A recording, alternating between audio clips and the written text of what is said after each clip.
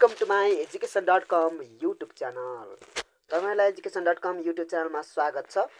आज हामी कक्षा 12 अकाउन्ट विषयको क्याश फ्लो स्टेटमेन्ट 21 नम्बरमा एनईबी मोडल क्वेशनको 21 नम्बरमा सोधिने एकदमै इम्पोर्टेन्ट क्वेशन लिएर आएका छौं। यो कि 72 सालको सेट बी को क्वेशन नम्बर 17 मा रहेको छ। Cash flow statement with direct methods के हो cash flow statement of with direct methods। पहिले हामी क्वेशन हेर्नु 2072 set C question number 17। The balance sheet of company of Chaitra 31st are the under. दुई पट दिएको हुन्छ लायबिलिटीज एसेट्स इयर 1 इयर 2। अब एउटा सिम्पल कुरा बुझ्नु पर्ने हुन्छ तपाईहरुले। यदि लायबिलिटीज घट्यो भने पोजिटिभ रिलेशनशिप हुन्छ, पोजिटिभ सकारात्मक सम्बन्ध हुने गर्दछ। लायबिलिटीज बढ्यो भने प्लस, घट्यो भने माइनस। र एसेट्स घट्यो भने प्लस, बढ्यो भने चाहिँ माइनस लेख्नु पर्ने छ। र कतिले बढेको छ त्यो पनि हेर्नु पर्ने छ। इयर 1 मा यति छ, इयर 2 मा कति छ, त्यसको फरक बीचको कतिले बढेको छ त्यो फरक हुन्छ। सुरुमा हामी हेरौँ लायबिलिटीज तर्फको। शेयर क्यापिटल इयर 1 मा 4 लाख छ, इयर 2 मा 5 लाख छ। 10% डिबेन्चर्स 1 लाख छ एउटामा, 50,000 छ इयर 2 मा। लम टर्म लोन 50 देखि 1 लाख 50 भएको छ। क्रेडिटर्स 50,000 बाट 50,000। वेजेस पेबल इयर 1 मा छैन, इयर 2 मा 10,000 छ। प्रोभिजन फर ट्याक्स 25 बाट 30 भएको छ। रिटेन अर्निङ 75 बाट 90 भएको छ। एसेट्समा जाउँ। फिक्स एसेट्स 5 लाख 25 बाट 6 लाख 80 भएको छ। इन्भेन्टोरी 50 बाट 75। डेबिटर्स 75 बाट 1 लाख। प्रिपेड इन्स्योरेन्स 5000 बाट 10000। क्याश एन्ड एन्ड भनेको 45 बाट 15000 है त। जम्मा हाम्रो 7 लाख 7 लाख 8 लाख 80 8 लाख 80। एडिशनल इन्फर्मेसनमा हेरौँ। Sales for the year for the year 2 भनेको छ। इयर 2 मा चाहिँ सेल्स कति छ? 6 लाख छ। Cost of goods sold COGS भन्छ कस्ट अफ गुड्स सोल्डलाई 2,25,000। Operating expenses including 10,000 in interest on debentures. Interest on debentures को इन्क्लुडिङ गरेको छ। 2,40,000 भयो। ट्याक्स पेड भनेर 25,000 छ। फिक्स एसेट्स परचेज भनेर 2,15,000 छ। फिक्स एसेट्स सोल्ड भनेर 15,000 छ। डिभिडेन्ड पेड भनेर 25,000 छ। र एडिशनल इन्फर्मेसनमा किन फिक्स एसेट किनेको छ र बेचेको छ भने माथि हेर्नु पर्दैन, माथिको चलाउनु पर्दैन है त। यसको सोलुसन हामी लिएर आएको छौं, कृपया हेर्नु है त।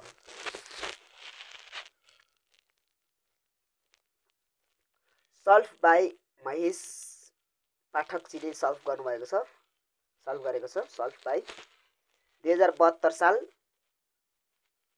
Set C question number 17 solutions cash flow statement under direct methods है त। पार्टिकुलर्स अमाउन्ट क्याश फ्लो सुरुमा के हुन्छ? 5 वटा सिस्टम हुने गर्दछ। सुरुमा हाम्रो cash flow from operating activity 5 वटा हेडिङ पर्ने छ। नम्बर 1 मा cash collected from customer, cash paid to suppliers, cash purchase the payment to creditors पनि भन्न सक्छौँ, क्याश पेड सप्लायर्स पनि भन्न सक्छौँ।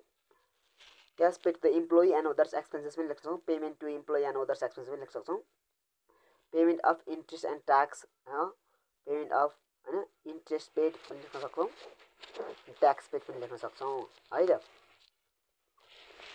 Cash flow from operating activity भित्र क्याश कलेक्टेड फ्रम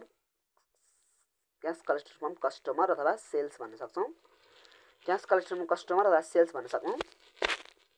पहिले हामी सेल्स कति छ? 6 लाख छ। सेल्स भनेको पैसा आएको हो, त्यसैले प्लस हुन्छ।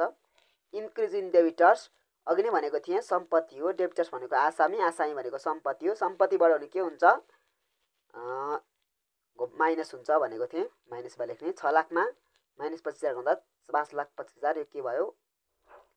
त्यो भयो क्याश कलेक्टेड फ्रम कस्टमरको एन्सर भयो। आइआईमा cash purchase for payment of creditors लेख्नुपर्छ। Cash paid to employee and cash paid to suppliers लेख्न सकिन्छ हामीले सजिलो तरिकाले। त्यसमा चाहिँ COGS cost of goods sold हेर्नुपर्ने हुन्छ। कस्ट अफ गुड्स सोल्ड भनेको किन्दाखेरिको खर्च जहिले नि माइनस हुन्छ, माइनसमा लेख्ने 2,25,000। इन्क्रिज इन इन्भेन्टोरी इन्क्रिज भइसकेपछि यो पनि माइनस हुन्छ, -25,000। 2,25,000 मा -25,000 त 2,50,000 माइनसमा हुन्छ। Payment of employee and others expenses, cash paid the employee and others expenses. अब cash paid employee and others expenses लेख्न सक्छौँ हामी। अपरेटिङ एक्सपेन्सेस जान्छ यसमा, अदर्स एक्सपेन्सेसमा। Increase in wages payable, wages payable पनि जान्छ। वेजेस पेबल 10,000 छ, वेजेस भनेको दायित्व हो, पेबल भनेको वेजेस पेबल भनेको दायित्व हो, दायित्वलाई बढो भने प्लस हुन्छ। Increase in prepaid insurance, prepaid insurance भनेको सम्पत्ति हो, सम्पत्ति बढो भने माइनस हुन्छ। यतिकै 2,45,000 माइनसमा निस्क्यो। Payment of interest and tax paid, tax paid and interest paid, interest paid र tax paid. Interest on debentures 10,000, interest on debenture 10,000 दिएको छ, त 10,000 लेख्ने, माइनसमा लेख्ने। इन्ट्रेस्ट अन डिभेन्चर भनेको सम्पत्ति हो, सम्पत्ति बढो भने माइनस हुन्छ। ट्याक्स पेड भन्नाले यो त पेड गरेको पैसा हो, खर्च हो, माइनस गर्ने, -35,000। Cash flow from extraordinary item nil छ हैन। एक्स्ट्रा अर्डिनरी अरू आइटम छ भने यहाँ लेख्ने। Net cash flow from operating activity, net cash flow from operating एक्टिभिटीमा 45,000 आयो।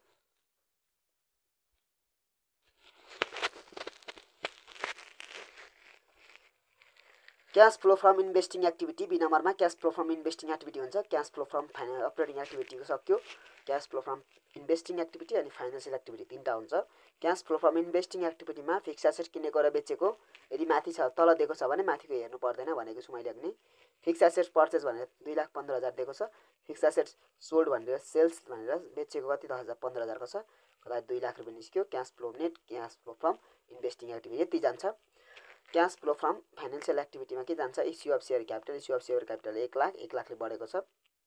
Payment of debentures, payment of debenture payment गरेपछि घटेपछि माइनस हुन्छ भनेको थिएँ अघि मैले।